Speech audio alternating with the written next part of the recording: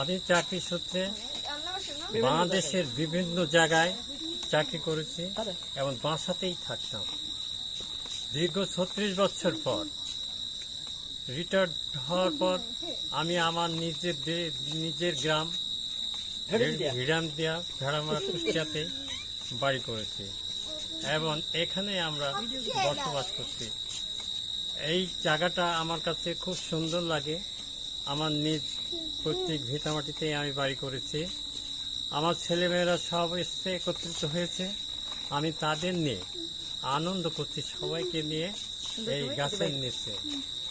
আমার মন এখন খুবই ভালো লাগছে।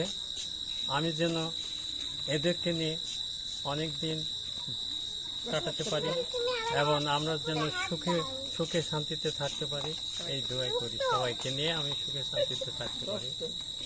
আর এই জায়গাটা অনেকদিন পড়েছিল, আমরা এই জায়গাটা পরিষ্কার পরিচ্ছন্ন করে এই জায়গাটাই বাড়ি নির্মাণ করেছি।